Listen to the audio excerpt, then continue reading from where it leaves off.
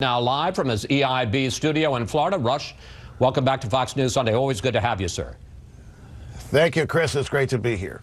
You say that what's happening to Donald Trump right now is that the left-wing courts, the left-wing media, the left-wing bureaucracy are trying to, in your words, sabotage his presidency. Sabotage? Well, actually, I do. And it's driven by two things, actually. The first thing that's going on, Chris, in my view, it is preposterous to believe that the Russians had any effect on the outcome of voting in this country. It's absurd. There is no evidence. Zilch. Zero. Nada. The New York Times has run two stories that are basically propaganda on this, one in October and one this past week, and both stories clearly say no evidence. Nobody they've talked to has any evidence whatsoever to suggest it. The second thing I think that's important for people to remember, people that voted for Donald Trump, people that support Donald Trump, really, really believe that they were going to lose the country if Hillary Clinton won. This is not an idle thought. It's not an exaggeration. They really believe that the country as founded was up for grabs. It was over if Hillary had won, if the Democrats had another 4 or 8 years to do what they do with the judiciary and so forth. So those two things, and I think if you try to understand both of those, not you personally, but people have a much greater ability to understand Trump and his supporters if you can intellectually accept those two premises. You also use a phrase which I have to say that I only heard for the first time in the last couple of weeks, the deep state. And that's the notion that there's an Obama shadow government embedded in the bureaucracy that is working against this new president. I think some folks are going to think that's right on, and some folks will think it's awfully conspiratorial. Well, I would love to claim credit for that, but actually I think a reporter by the name of Glenn Greenwald at The Intercept, who has got a relationship with, what's his name, Assange, I think he actually coined the term, and I think it works. I don't think there's who's driving this business that the Russians hacked the election. It's a Democrat Party. It's Hillary. It's Obama. It's all those people who just can't accept that. And you think they're behind the leaks too?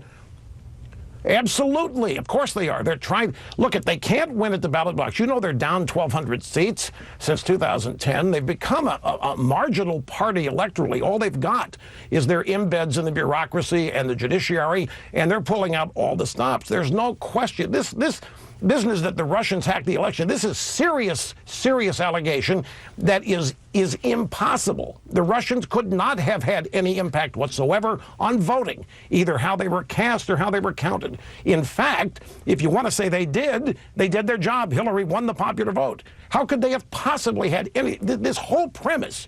And it's been driving news coverage here ever since Trump took office and even before. And you don't need any more evidence than that to suggest and to know that the left, which is run by Obama and Hillary and the hierarchy of the Democrat Party, is doing everything they can to undermine, to sabotage, and to prevent Trump from implementing his agenda. There's no question about it. I know what Trump should do. Well, I'm going to get to that in a second. But you suggest that there are some things that President Trump may be doing wrong. For instance, you've said that you're skeptical about his idea, and we heard it again from Reince Priebus, that they're going to come out with a new executive order on the so-called travel ban, and that this new one is going to pass muster with the federal courts. You're skeptical about that. Well, I'm not so much skeptical. I think they're going to do it, and I think they should do it, because the judiciary, again, is pockmarked with judicial appointees that Democrat presidents have made for years, and they're in there for life. And as we have seen in the first executive order, you know, Chris, his executive order hasn't even been ruled on. The judge in Seattle said, well, the president said during the campaign that he wanted to ban Muslims. And I said, no, it's irrelevant. They're not even using the law to try to stop the president on this.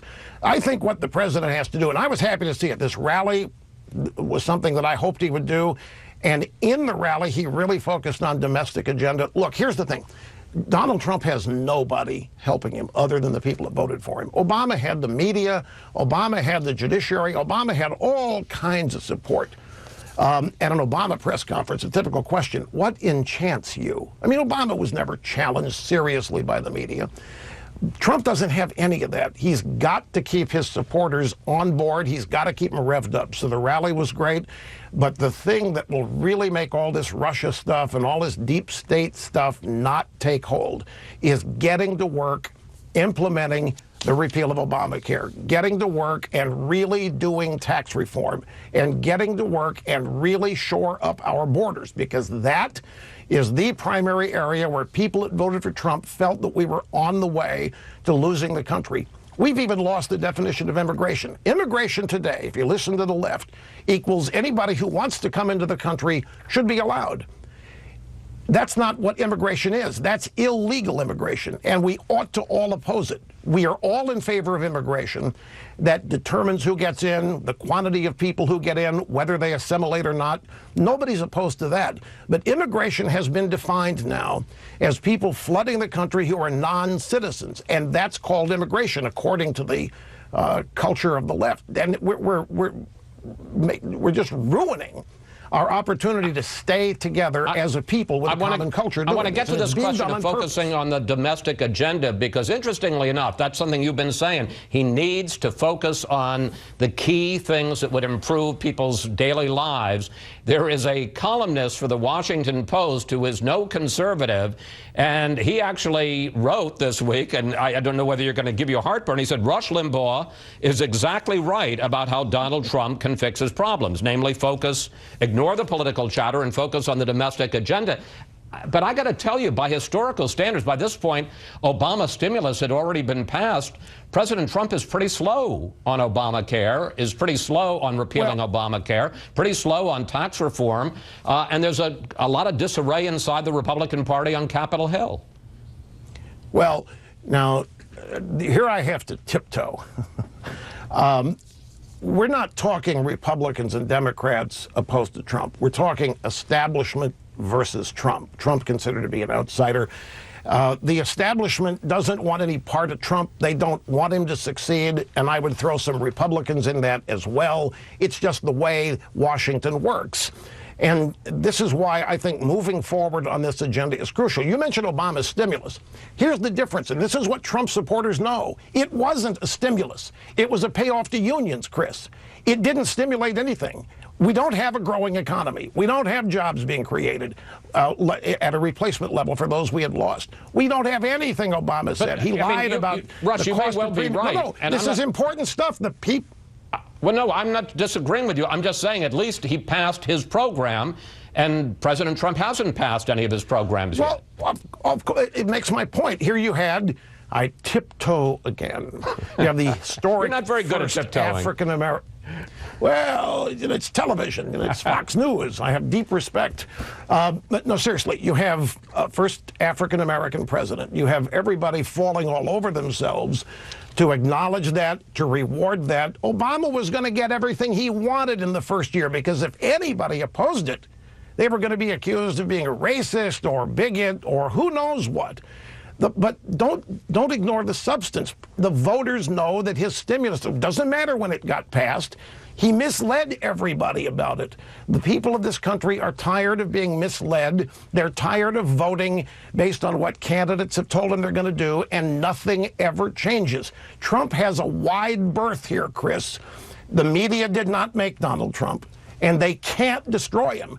But the media thinks, and when I say media, let me define ABC, CBS, NBC, New York Times, Washington Post, USA Today, LA Times, that cadre.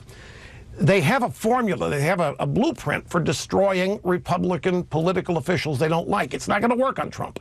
He doesn't fit that mold. They're trying to every day. It's kind of comical to watch. And my point about the domestic agenda, if he really wants to leave and I'm not interrupting. Get going on it. I'm not interrupting because we agree. I'm just moving you along. I want to stay on this media issue.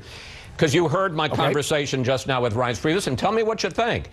When Trump sends out a tweet and says the fake media, and all those organizations you just listed are not my enemy, they're the enemy of the American people, does that go too far?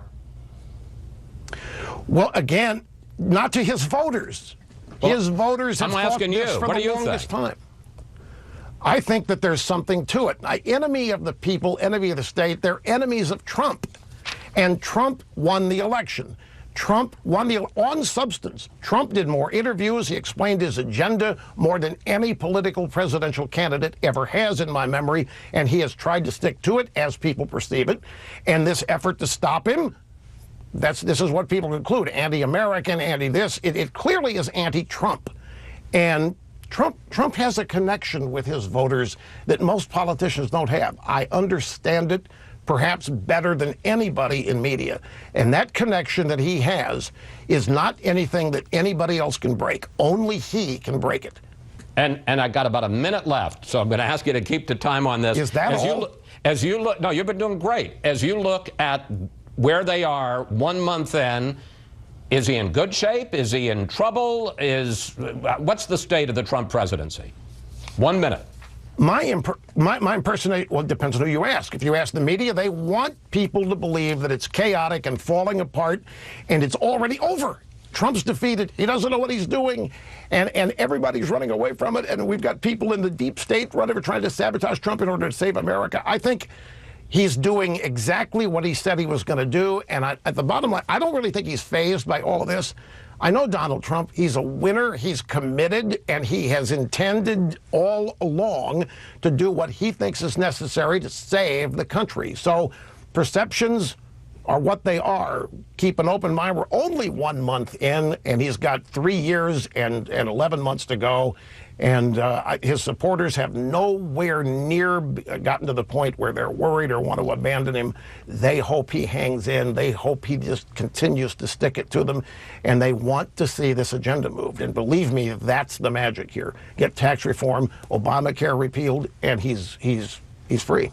Rush, thank you. Thanks for coming in today. Always good to talk with you. Please come back. Thank you very much, Chris, and I appreciate this very much. I really do. Always a pleasure. Up next, we'll bring in our Sunday group to discuss President Trump's effort to seize control of the narrative from the media. Plus, what would you like to ask the panel about the president's first month in office?